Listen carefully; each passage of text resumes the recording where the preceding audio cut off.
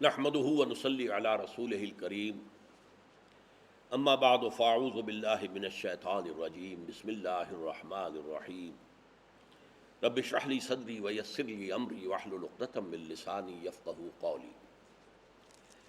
میں سورہ توبہ کے چھٹے رکوع کی تلاوت پچھلی نشست میں کر چکا ہوں، اب ہمیں اس کا مطالعہ کرنا ہے، لیکن اس سے پہلے غزوہ تبوک کا جو تاریخی پس منظر تھا وہ تو آپ کے سامنے آ چکا ہے، لیکن جو واقعاتی اس پس منظر ہے اس کو بھی ذہن میں تازہ کریں۔ اس قدر سخت یہ امتحان تھا مسلمانوں کے لیے، اگرچہ سخت ترین امتحان غزوہ احزاب میں ہو چکا تھا، لیکن غزوہ احزاب کے بعد جو لوگ بے شمار شامل ہوئے فتح مبین صلح حدیبیہ کے بعد، ابھی ان کی تو کوئی آزمائش نہیں ہوئی تھی، اور یہ بھی آپ کو معلوم ہے منافقین کا تذکرہ سورہ بقرہ میں لفظ نفاق کے ساتھ آیا ہی نہیں۔ مرض کی علامات بیان ہوئی، لفظ منافق یا نفاق آیا ہی نہیں۔ سورہ آل عمران میں ایک جگہ آیا، سورہ نساء میں پھر پوری خبر لی گئی ان کی، سورہ احزاب کے اندر بھی ہم نے دیکھا کہ ان کے لیے ابھی توبہ کا دروازہ کھلا رکھا گیا، لیکن اس صورت میں آپ دیکھیں گے کہ ان کے لیے توبہ کا دروازہ بند، آخری فیصلہ۔ چونکہ میں نے کہا کہ یہ حضور صلی اللہ علیہ وسلم کی 2 بعثتوں کی تکمیل والی صورت ہے، تو پہلی بعثت جو تھی اس کا ابھی ایک حصہ باقی رہتا تھا کہ منافقین کے بارے میں کیا اقدام کیا جائے، وہ بھی آج آپ کے سامنے آئے گا انشاءاللہ۔ لیکن اب اس وقت جو آزمائش آئی ہے اس کا آپ سختی کا اندازہ کیجئے کہ وقت کی 2 عظیم ترین سلطنتیں جو تھیں سپر پاورز، ان میں سے جو زیادہ سپر تھی اس کے ساتھ مقابلہ ہے۔ ابھی جس کو ایرانیوں کے اوپر، ایک ایران کی سلطنت تھی اور دوسری تھی روم کی، اور رومیوں کو حال ہی میں بڑی زبردست فتح جو ہے ایرانیوں پر ہوئی تھی، اب ان سے ٹکراؤ تھا۔ ابھی تک تو جو جنگیں ہوئی تھی وہ اندرون ملک عرب تھی، اور معلوم ہو رہا تھا کہ اس نے بڑی تیاری کی ہرقل نے، لہذا ایک خوف کی کیفیت بہت زیادہ تھی۔ پھر شدید گرمی کا موسم تھا جس میں سفر کرنا اپنے آپ کو ہلاکت میں ڈالنے کے مترادف ہے۔ پھر نہایت طویل سفر تھا، تقریباً 600 میل یا 500 میل کا سفر۔ پھر قحط کا عالم تھا، اور اب کھجور کی فصل تیار تھی، اور کھجور کی فصل کو عورتیں تو اتار نہیں سکتی، تو وہ جو چڑھنا ہوتا ہے اس کے اوپر، تنے کے اوپر جا کر، اب اگر سب مرد چلے گئے تو اس فصل کو کوئی اتار نہیں سکے گا، یہ فصل بھی برباد ہو جائے گی۔ اگر صحیح وقت پر فصل اتاری نہ جائے تو وہ تو وہیں پر گل جائے گی، سڑ جائے گی۔ پھر ساز و سامان کی کمی ہے، اسلحہ کی کمی ہے، سواریوں کی کمی ہے، رسد کی شدید کمی ہے، اسی لیے اس کو جیش العسرہ کہا گیا ہے کہ یہ بڑی تنگ دستی والا ہمارا لشکر ہے۔ لیکن یہ پہلا موقع ہے، نوٹ کیجئے، کہ نفیر عام تھی کہ ہر صاحب ایمان نکلے، جو نہیں نکلے گا وہ یا تو منافق شمار ہوگا یا پھر وہ کوئی معقول عذر پیش کرے گا۔ گویا کہ میں یہ کہا کرتا ہوں کہ فتح مکہ کے بعد اصل حکومت قائم ہوئی ہے عرب کے اندر۔ اس سے پہلے ابھی مدینے کے اندر ایک دارالامن مسلمانوں کو مل گیا تھا، لیکن یہ کہ ابھی پوری عرب کے اندر جس طرح کہ ایک حکومت کو باز پرس کرنی چاہیے، ویسی باز پرس جو ہوئی ہے وہ پھر اس سفر تبوک کے بعد ہوئی ہے۔ یہ جو ان میں سے جو لوگ نہیں آئے تھے ان میں ایک تو تھے منافقین، اور جو اکثر لوگ جانتے تھے وہ شخص ایسا ہے منافق ہے، چاہے یقین کے ساتھ نہ کہہ سکیں، لیکن یہ کہ ان میں کچھ ایسے لوگ بھی شامل تھے کہ جو صاحب ایمان تھے، ان کے بارے میں لوگوں کو اچھا گمان تھا۔ تو ایک روایت آتی ہے کہ جب تبوک میں آپ مقیم تھے 20 دن، تو وہاں ریت کے ٹیلوں میں سے ایک ٹیلے پر آپ تشریف فرما تھے، اور آپ کے آس پاس صحابہ تھے صلی اللہ علیہ وسلم و رضی اللہ تعالیٰ عنہم اجمعین۔ وہاں لوگوں نے ذکر کیا فلاں شخص تو بہت اچھا تھا، نیک تھا، وہ تو صادق الایمان معلوم ہوتا تھا، وہ کیوں نہیں آیا، کیوں رہ گیا پیچھے؟ کسی نے کہا ہاں یہی معاملہ فلاں شخص کا بھی تھا۔ تو بڑا پیارا جملہ حضور نے فرمایا، دعوہ، چھوڑو اس کا ذکر، فَإِن يَكُ فِيهِ خَيْرٌ فَسَيُلْحِقُهُ اللَّهُ بِكُمْ، اگر تو اس شخص میں کوئی خیر ہے تو اللہ تعالیٰ اسے لا کر تمہارے ساتھ ملا دے گا، کوئی بات نہیں، کوئی خطا ہو جاتی ہے وقتی طور پر، جیسے کہ بعض ضعفاء کا معاملہ بعد میں آیا بھی کہ انہوں نے آ کے اعتراف کر لیا، پھر حضور نے کچھ سزا دے کر پھر انہیں معاف کر دیا۔ وَإِن يَكُن خَيْرُ ذَلِكَ، اور اگر اس میں خلوص اور خیر نہیں ہے، فقد اراحکم اللہ منہ، تو اللہ تعالیٰ نے اس کی ایذا رسانی سے تمہیں راحت دے دی ہے۔ وہ اگر آتا شر والا آدمی جس کے اندر شر ہو تو یہاں آ کے فساد مچاتا، چغلیاں کھاتا پھرتا، لوگوں کو بددل کرتا۔ تو اگر تو وہ خیر سے خالی ہے، ایمان سے خالی ہے، تو دفع کرو، ٹھیک ہے، اللہ تعالیٰ نے تمہیں اس کی شر سے بچا لیا۔ اور اگر وہ صاحب ایمان ہے تو امید رکھو اللہ تعالیٰ اسے تمہارے ساتھ شامل کر دے گا۔ بہرحال اب نوٹ کر لیجئے کہ یہ آپ صلی اللہ علیہ وسلم کی حیات طیبہ کا آخری جنگی سفر ہے۔ اس کے بعد آپ نے واپس آ کر بعثت عمومی الی کافۃ الناس کے لیے پھر جیش اسامہ کو تیار کر دیا، اور ابھی وہ جیش اسامہ ابن زید روانہ نہیں ہوا تھا کہ حضور کا انتقال ہو گیا صلی اللہ علیہ وسلم۔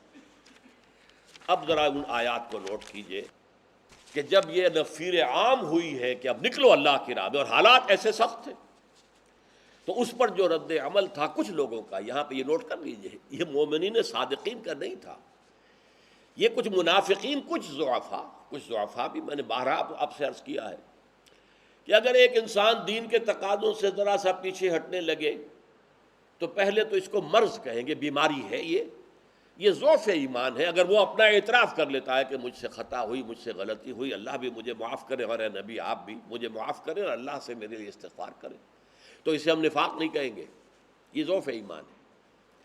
لیکن جب وہ شخص اپنی اس طرح کی کوتاہی کو کور اپ کرنے کے لیے جھوٹ بولنے لگے تو اب نفاق شروع ہو گیا، نفاق کی پہلی منزل، جیسے ٹی بی کا پہلا درجہ ہوتا ہے۔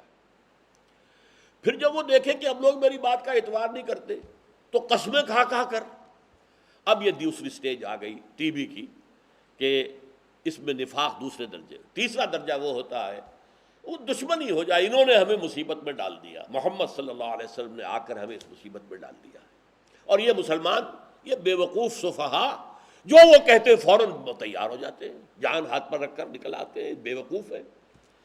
انؤمن کما آمن السفہا، ہم ان بے وقوفوں کی طرح تو ایمان نہیں لا سکتے۔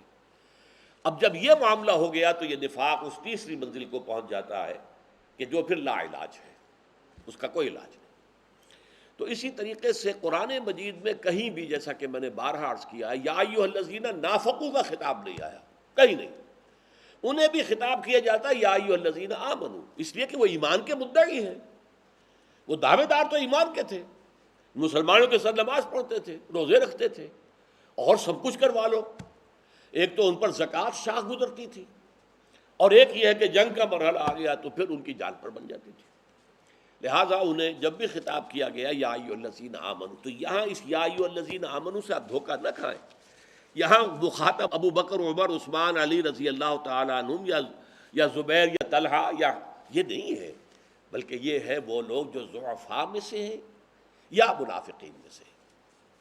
یا ایھا الذین آمنوا ما لکم اذا قیل لکم انفروا فی سبیل اللہ اثاقلتم الی الارض، اے ایمان کے دعوے دارو تمہیں کیا ہو گیا ہے جب تم سے کہا جاتا نکلو اللہ کے راستے میں جہاد کے لیے۔ اب سلطنت روما سے ٹکراؤ ہے، اب ہر شخص نکلے، اور تو تم اس پر زمین میں دھسے جاتے ہو۔ ثقل کہتے ہیں بوجھ کو، اثاقلتم الی الارض، جیسے ہم کہتے ہیں میرے قدم من بھر کے ہو گئے، چلنا مشکل ہو گیا، کوئی بات ایسی سنی کہ میرے پاؤں من بھر کے ہو گئے۔ اسی طریقے سے آدمی گویا کہ بیٹھتا چلا جاتا ہے زمین میں۔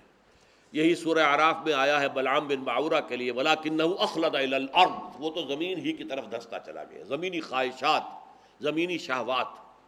تو اسی طرح یہاں فرمایا تم زمین میں دھسے جا رہے ہو، بوجھل ہو گئے ہو، تمہارا نکلنے کا ارادہ ہی نہیں ہے، اٹھنا ہی نہیں چاہتے۔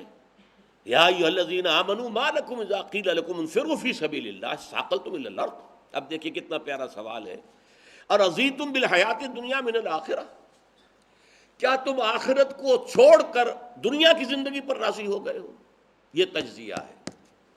جیسے ہم نے پڑھا تھا پہلے کہ جو لوگ مکے پر چڑھائی کرنے کے مخالف تھے، ان سے کیا کہا؟ اتخشونہم، کیا تم ڈرتے ہو ان سے؟ فاللہ احق ان تخشوہ، تو اللہ زیادہ حقدار ہے اس کا کہ تم ان سے ڈرو۔ اسی طریقے سے فرمایا ارضیتم بالحیات الدنیا من الآخرہ، تم آخرت کو تج کر اور صرف دنیا کو حاصل کرنے پر راضی ہو گئے ہو؟ فما متاع الحیات الدنیا فی الآخرۃ الا قلیل، تو جان لو دنیا کی زندگی کا ساز و سامان آخرت کے مقابلے میں کچھ بھی نہیں. قلیل کہتے ہیں دی لٹل. انگریزی میں آپ نوٹ کرتے ہیں اے لٹل. اے لٹل میں کچھ مراد ہوتا ہے تھوڑا سا ہے بہت کم. A little. دی لٹل بالکل نہ ہونے کے برابر. تو یہاں پر یہ دی لٹل کے مفہوم میں ہے فما متاع الحیات الدنیا فی الآخرۃ الا قلیل. اس کے بعد دیکھیے دھمکی الا تنفروا، اگر نہیں نکلو گے یعذبکم عذابا علیما، تمہیں دردناک عذاب دے گا، ویستبدل قوما غیرکم، اور تمہیں ہٹا کر کسی اور قوم کو لے آئے گا. اس کا مطلب ہے تم ناہنجار ہو، تم اہل نہیں ہو اس عظیم منصب کے جو تمہیں دیا گیا ہے کہ محمد نے تم پر گواہی دی ہے اللہ کی، اللہ کے دین کی، اور تمہیں گواہی دینی ہے پوری نوع انسانی پر. تمہیں تو مشن یہ دیا گیا ہے. محمد نے صلی اللہ علیہ وسلم عرب کے اندر اللہ کے دین کا ڈنکا بجا دیا، جو تکلیفیں تھیں جھیلی. اب تمہیں یہ تکلیفیں جھیلنے کے لیے تیار ہونا چاہیے، قربانیاں دینے کے لیے تیار ہونا چاہیے. اگر نہیں کرو گے یستبدل قوما غیرکم. اور یہ بات کہی گئی تھی ابھی قتال کا سلسلہ شروع ہونے سے قبل بھی. سورہ محمد صلی اللہ علیہ وسلم جو غزوہ بدر سے پہلے نازل ہوئی، اس میں کہا گیا ہے ان تتولوا یستبدل قوما غیرکم. دیکھو اگر تم پیٹھ دکھاؤ گے، اب جو یہ قتال کا مرحلہ شروع ہو رہا ہے اس میں اگر تمہیں جان پیاری ہوئی اور تم بیٹھ رہے تو جان لو کہ اللہ تمہیں ہٹائے گا، دفع کرے گا، اور کسی قوم کو وہ مقام دے دے گا جو تمہیں دیا گیا ہے. ولا تضروہ شیئا، اور دیکھو تم اللہ کا کوئی نقصان نہیں کر سکو گے، تم اسے کوئی نقصان اور گدن نہیں پہنچا سکو گے. کیوں ہمیں ہٹا دیا؟ جیسے کہ غصے میں ہے یہودی، ہمیں کیوں ہٹا کر اور امت محمد صلی اللہ علیہ وسلم کو کیوں یہاں پر فائز کر دیا گیا. یہ سارے ان کے انتقامی جذبات ہیں، یہ حسد ہے.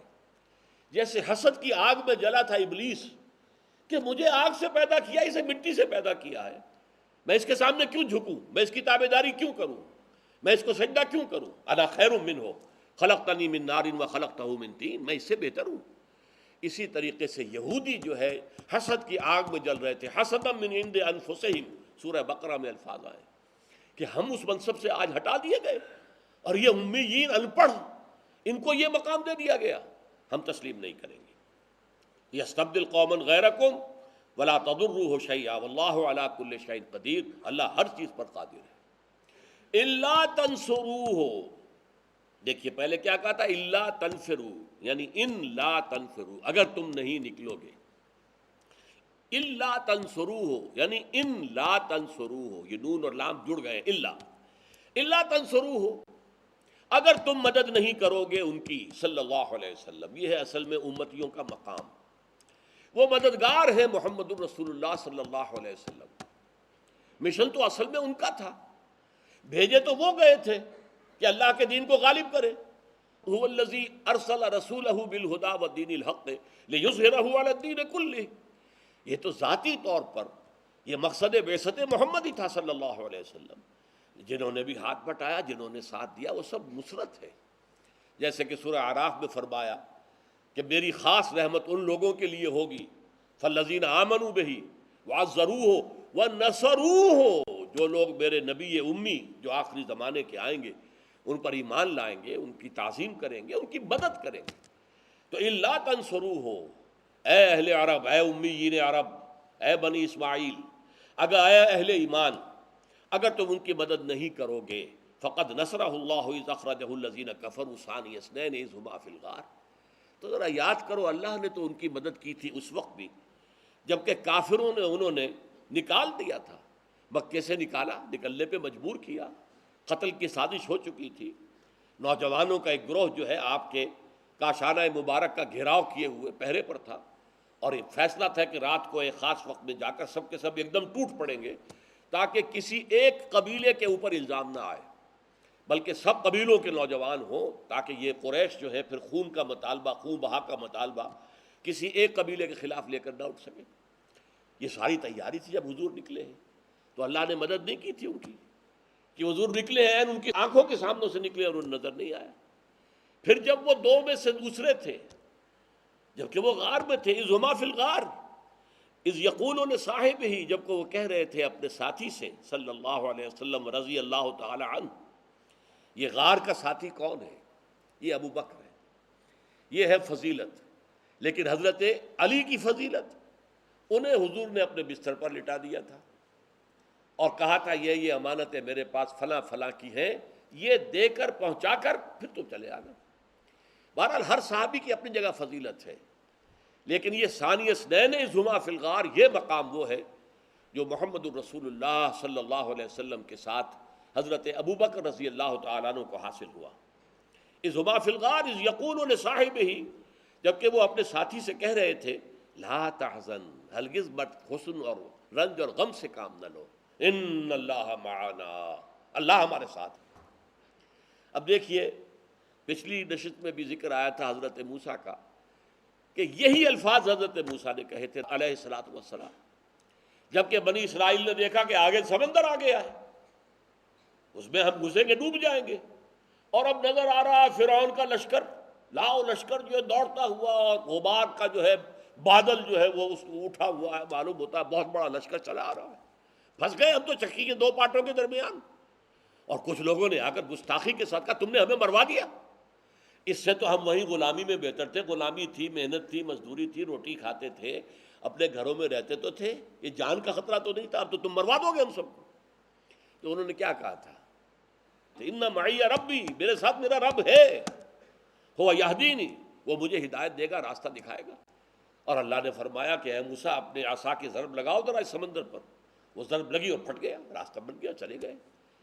اور جب آیا فرعون اور اپنے لشکر کو لے کر اترا، وہ سب کے سب جو ہے وہ پھر آ کر دونوں طرف سے چٹانوں کے مانند جو پانی کھڑا ہو گیا تھا وہ آ کے پھر مل گیا، غرق ہو گئے۔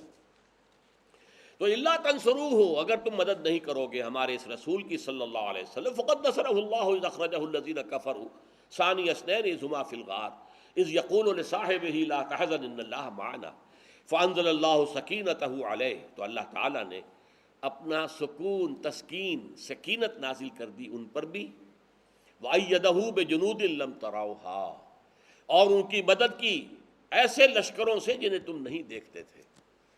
وہ لشکر بڑے لطیف لشکر ہیں اللہ کے، ملائکہ۔ آخر کبوتری نے وہاں انڈے دے دیے، کسی کے حکم سے آ کر دیے تھے نا۔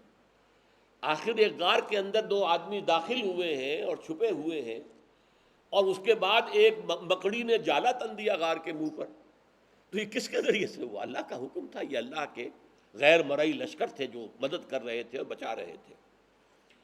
جنود لم تروها وجعل کلمۃ الذین کفروا السفلی، اور پھر اللہ تعالیٰ نے کافروں کے کلمے کو سب سے نیچے کر دیا۔ یہ غزوہ بدر کی طرف اشارہ ہے۔ 70 ان کے سرکردہ چوٹی کے لوگ مارے گئے، ان میں عوام بہت کم تھے ان کے جو مارے گئے بدر کے اندر، 70 چوٹی کے سردار، ابو جہل ہو، ابی معیط ہو، کوئی بڑے بڑے سب لوگ۔ اسی طریقے سے جو حضرت بلال کا آقا تھا امیہ ابن خلف، سب بڑے بڑے لوگ سب کے سب مارے گئے۔ وہ تو سرداران قریش میں سے اگر بچا تھا تو صرف ایک، اور وہ تھے حضرت ابو سفیان رضی اللہ تعالیٰ، اس لیے کہ وہ گئے ہوئے تھے، وہ قافلہ لے کر کے جو قافلہ گیا تھا شام اور اب واپس آ رہا تھا، ورنہ یہ ہے کہ تمام جو چوٹی کے لیڈر تھے وہ مارے گئے۔ فرمایا وجعل کلمۃ الذین کفروا السفلی، سفلا یہ اسفل کا مؤنث ہے، اسفل سب سے نیچے، سفلا اکبر سے کبرا، اصغر سے صغرا، اسفل سے سفلا، جو سب سے نچلا تھا کلمہ وہ اب ان کا مشرکین کا ہو گیا۔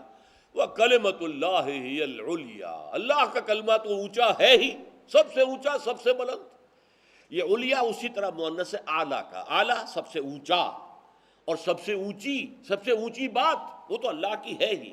واللہ عزیز الحکیم، اور اللہ تعالیٰ زبردست ہے، کمال حکمت والا۔ انفروا خفافا وثقالا، نکلو چاہے ہلکے چاہے بوجھل۔ یہ الفاظ ایسے عجیب ہیں، اس قدر عمدہ الفاظ ہیں، حسین۔ ان میں ایک ظاہری ہے خفافا وثقالا، چاہے تمہارے پاس ساز و سامان کم ہو، زیادہ راہ نہ ہو، ہلکے ہو اس معنی میں، تب بھی نکلو، اور چاہے بوجھل ہو، تمہارے پاس سب کچھ ہو، ساز و سامان ہو، تب بھی نکلو۔ اور ایک یہ بھی ہے باطنی، چاہے تمہارا دل ہلکا ہو، تمہیں خوشی ہو رہی ہو، تمہیں انشراح اور انبساط حاصل ہو رہا ہو، اب آخری جو بھی ایک بڑا عظیم مارکہ آ رہا ہے اس میں اللہ تعالیٰ شرکت کی مجھے توفیق دے رہا ہے، وثقالا، چاہے بوجھل دل ہو.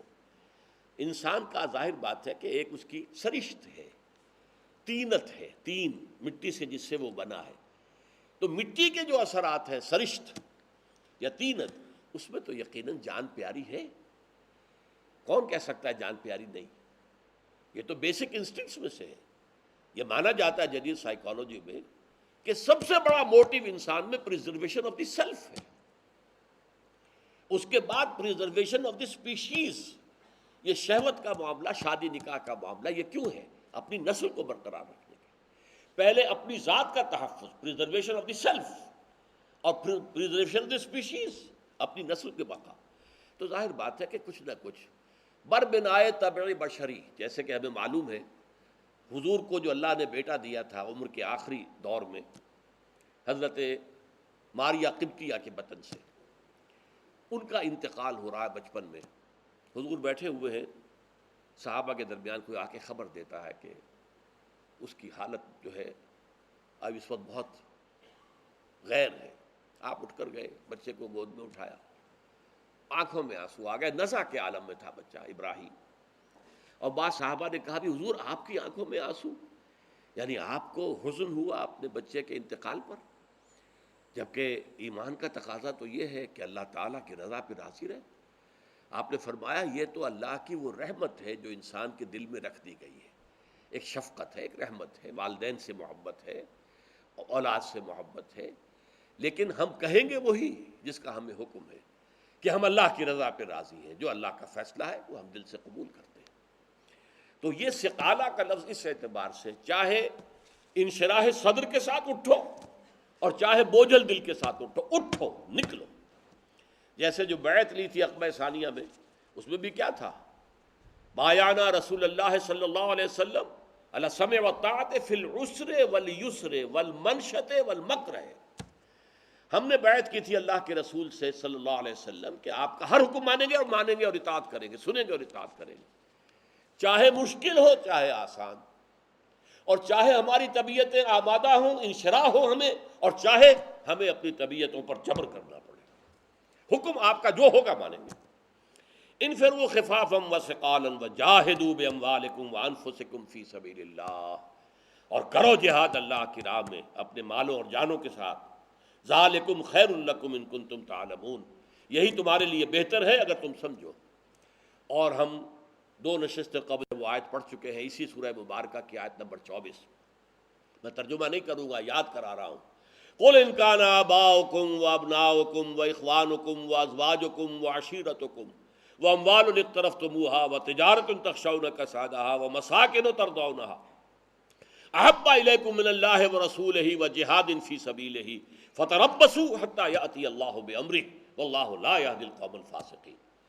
ان 8 زنجیروں میں سے کسی ایک زنجیر نے بھی تمہیں روک لیا اللہ کی راہ میں جہاد سے، تو پھر تمہارے لیے حکم ہوا جاؤ دفع ہو جاؤ، وہاں انتظار کرو یہاں تک کہ اللہ فیصلہ سنا دے. اور اللہ ایسے ناہنجاروں کو، ایسے نافرمانوں کو، ایسے سرکشوں کو کبھی ہدایت نہیں دیتا. آخری آیت اس رکوع کی ہے، لو کان عرضا قریبا، اے نبی اگر کوئی مال غنیمت قریب نظر آ رہا ہوتا کہ جائیں گے جلدی سے اس کو قبیلے پر حملہ کریں گے، قبیلہ بھی کمزور ہے، ہم جیت کے آئیں گے، مال غنیمت لے کر آئیں گے. تو اگر ہوتا کوئی ساز و سامان اور مال غنیمت قریب، اور سفراً قاصداً، اور سفر بھی ذرا چھوٹا ہوتا، درمیانہ، لتبعو کا، تو یہ ضرور آپ کے ساتھ جاتے، اتباع کرتے مال غنیمت کی جو ہے لالچ کے اندر. ولیکن بعدت علیہم الشقہ، لیکن ان پر یہ مسافت جو ہے، یہ سینکڑوں میل کا سفر اس گرمی میں، یہ اصل میں بہت بھاری ہو گیا ہے اور بہت دور کا سفر انہیں محسوس ہو رہا ہے. وَسَيَحْلِفُونَ بِاللَّهِ لَوِ اسْتَطَعْنَا لَخَرَجْنَا مَعَكُمْ، اور ان قریب اے نبی یہ آپ کے پاس آ کر اللہ تعالیٰ کے قسمیں کھا کھا کر کہیں گے کہ اگر ہمیں اندر استطاعت ہوتی. اے نبی میں بیمار ہوں، میرے اندر استطاعت نہیں. اے نبی میری بیوی بیمار ہے، کوئی دیکھنے والا ہے نہیں، میں نہیں جا سکتا، مجھے اجازت مرحمت فرما دیجیے، وغیرہ وغیرہ. لو استطاعنا، اگر استطاعت ہوتی اب ضرور نکلتے آپ کے ساتھ، آپ کے حکم پر فوراً لبیک کہتے. یہلکون انفسہم، حقیقت میں یہ اپنے آپ کو ہلاک کر رہے ہیں، جھوٹ بول رہے ہیں، بہانہ بنا رہے ہیں جھوٹا. تو یہ لما یحییکم ہم نے پڑھا تھا سورہ انفال میں کہ جو جنگ ہے اللہ کی راہ میں جان دینا، یہ تو اصل میں حیات ابدی حاصل کرنے کا دروازہ شاہدرہ ہے۔ جس طرح شاہدرے سے ہو کر لاہور میں داخل ہوتے ہو، اسی طرح شہادت کی موت سے تم جو ہے سیدھے براہ راست جنت میں جاؤ گے۔ یہلکون انفسہم، یہ بد نصیب اپنے آپ کو ہلاک کر رہے ہیں، اپنی عاقبت برباد کر رہے ہیں۔ واللہ یعلم انہم لکاذبون، اور اللہ تعالیٰ خوب جانتا ہے یہ جھوٹ بول رہے ہیں، ان کے سارے یہ بہانہ بازی جو ہے یہ سب جھوٹ موٹ کی ہے۔ بارک اللہ لی ولکم فی القرآن العظیم ونفعنی وإیاکم بالآیات والذکر الحکیم۔